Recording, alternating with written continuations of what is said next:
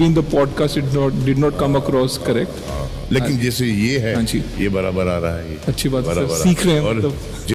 सो भाई जो आपने अभी वीडियो देखी है, इस शख्स का नाम है अश्नीर ग्रोवर, जिसको भाई आप अच्छे से जानते होगे शार्क टैंक के टाइम से। प्रोडक्ट है ना, मतलब इससे वाहियात प्रोडक्ट मैंने जिंदगी में ना देखा है ना मैं देखना चाहता हूँ। मेरे को भगवान उठा ले, इतना गंदा प्रोडक्ट है ये। इसके बाद मैं कुछ नहीं देखना चाहता लाइफ में।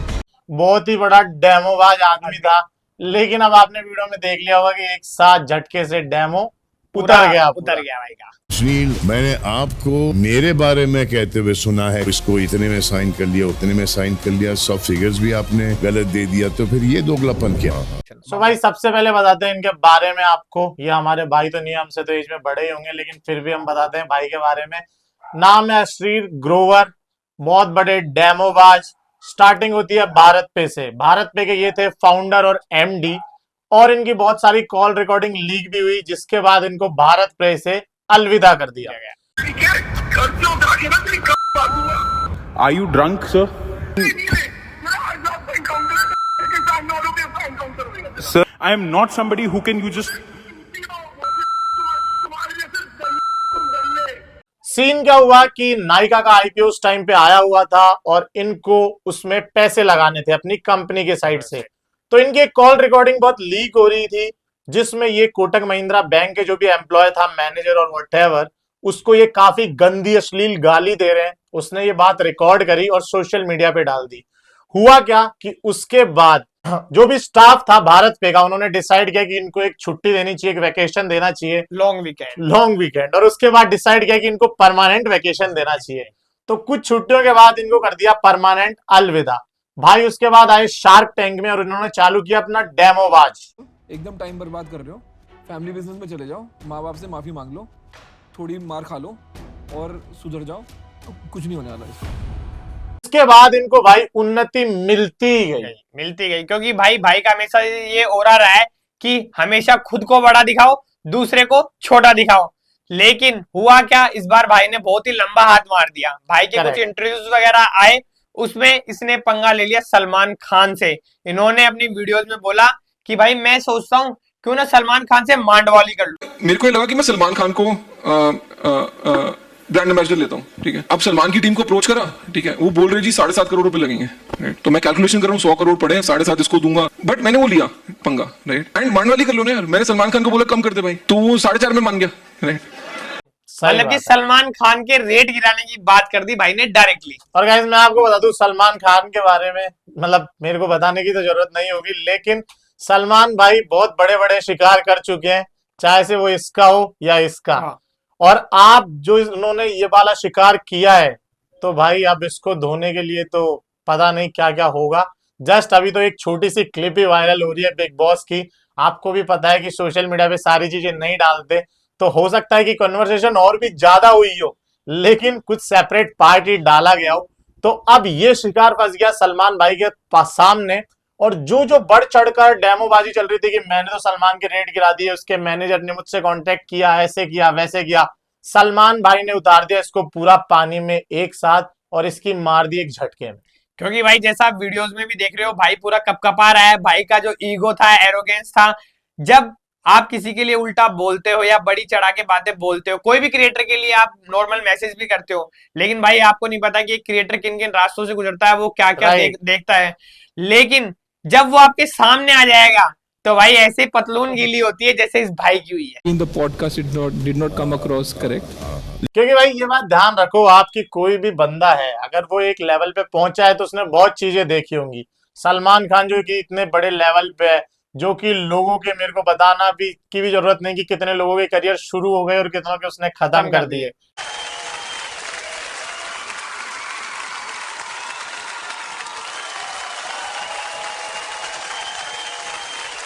उस लेवल पे आप उसको बोल रहे हो, वो भी झूठी बातें बोल रहे हो। ये भी सलमान भाई ने खुद ने बोला कि आपने जो फिगर्स बताए, पहली बात तो सोशल मीडिया पे फिगर्स रिवील होते ही नहीं है। एक कंपनी का एचआर भी ये बोलता है कि आपको सैलरी डिस्कस भी नहीं करनी है। तो अगर आपके जो प्रमोशन के, जो ब्रांड एम्बेसडर के फिगर है, वो नहीं बताने होते, फर्स्ट बात। लेकिन जो जैसा कि अश्नीर ने बताया, उसके बाद भी सलमान ने बोला कि आपने तो बिल्कुल गलत फिगर्स बताए हैं। इतने में साइन कर लिया, उतने में साइन कर लिया, सब फिगर्स भी आपने गलत दे दिया, तो फिर ये दोगलापन क्या? उसके बाद भी आप मीर को जज कर रहे हो, ये चीजें हो रही हैं। तो जब ये कन्वर्सेशन हो रही थी तो आप उनका चेहरा देखना, एकदम मासूम भेड़िए की तरह की हाँ ओके हो गया, मतलब बस पेशाब निकलने ही वाला था और सलमान भाई ने थोड़ा सा हाथ बढ़ा के हाथ मिला लिया। लेकिन भाई जैसा भाई ने बोला कि ये चीजें डिस्क्लोज भी नहीं होती, और दूसरी बात ये इससे साफ जाहिर होता है कि वो इंसान अपने आप को बड़ा दिखाने के लिए, अपनी इमेज और ऊंची करने के लिए सलमान खान का नाम यूज कर रहा था हर चीज में। उसने ये भी बोला कि सलमान खान से मेरी मीटिंग हुई, बट सलमान खान से कोई मीटिंग नहीं हुई। बहुत से लोग थे वहां पे जिनकी मीटिंग हुई और आपकी मुलाकात भी नहीं हुई। नहीं सर, आपकी और मेरी एक मीटिंग हुई थी। मीटिंग आपके साथ नहीं हुई थी, बहुत सारी लोगों के साथ हुई थी। अभी पता चला कि आप आ रहे हो, मुझे तो आपका नाम भी नहीं पता था। और भाई ऐसा ही होता है जब आप बड़ा चढ़ा के बातें बोलते हो, आपको लग रहा है कि हाँ ठीक है ऐसा बोल देता हूँ, ये कर देता हूँ, थोड़े पॉडकास्ट में बोल देता हूँ, थोड़ा फेम मिल जाएगा, थोड़े बच्चे हैं जो 20s में है वो आपके साथ जुड़ जाएंगे, आप फैक्ट हो जाएंगे। लेकिन जब आप उन क्रिएटर से कभी मिलते हो, चाहे से वो सलमान हो या कोई भी हो, मैं देखता हूँ कि अभी सोशल मीडिया का बहुत ज्यादा बूम है, राइट? तो बहुत सारे लोग सारे दिन फोन लेके बैठे रहते हैं, कमेंट सेक्शन में कभी क्या बोल रहे हैं, कभी क्या बोल रहे हैं, जैसा कि अंकित ने बोला। तो भाई आप ये बात ध्यान रखना कि जिस दिन आप उस क्रिएटर से मिलोगे तो आपकी हेटर वाली फीलिंग तो दूर, आपके अंदर कोई फीलिंग ही नहीं आ पाएगी, क्योंकि जब आप उसके वजूद को पहचानते हो, जब आप उसके कैरेक्टर को पहचानते हो और जब आप उसकी एनर्जी को फील करते हो ना, तो फिर आप कुछ बोलने लायक भी नहीं रहते। सिंगल चीज नहीं थी जो अश्नीर ने करी, और भी चीजें थी जो अश्नीर ने करी, जैसे कि आप और क्लिप देखोगे तो उसमें वो बोल रहे हैं कि क्या एचआर ने आपने ज्वाइन किया, किसी कंपनी ने एचआर आपको नोटिस पीरियड सर्व करा रहा है, क्या जरूरत है नोटिस पीरियड सर्व करने की? एचआर वाले बड़े अच्छे अच्छे क्लॉज साइन कराते हैं, नोटिस पीरियड। भाई तू अगले दिन उठ के चले जा, वो कुछ नहीं उखाड़ सकता। अब आप एक छोटी सी चीज सोच के देखो, आजकल इतना बड़ा सोशल मीडिया, सब कुछ इंटरनेट इतना फेमस है, अगर कोई एक सिंगल बंदा ये चीज स्टेप फॉलो करता है, अगर एक कंपनी का नोटिस पीरियड सर्व नहीं करके वो दूसरी कंपनी को ज्वाइन कर रहा है, और वो जो एम्प्लॉयर है वो अगर उस प्रीवियस कंपनी से पूछ लेता है कि ये कैसा बिहेवियर था, क्या इसने नोटिस पीरियड सर्व करा, तो उसकी लाइफ के साथ क्या हो सकता है। तो मतलब 20s के जो बच्चे हैं उनको बिल्कुल पागल बनाने के लिए, उनका करियर बिल्कुल बर्बाद करने के पीछे पड़े हुए हैं, इतनी बड़ी बड़ी बातें बोलते हैं just for the shake of fame. कुरवारी को मेरा नाम एक सेंटेंस में नहीं लेना है, कुछ भी बोल दे, माँ बहन की गाली दे दो, कुछ नहीं बोलूंगा, अंकुर वारी को नहीं बोलना है। जस्ट कुछ भी गलत बोलना, गलत वर्डिंग बोलना, अपने आप को इतना आगे दिखाना, this is not worth it.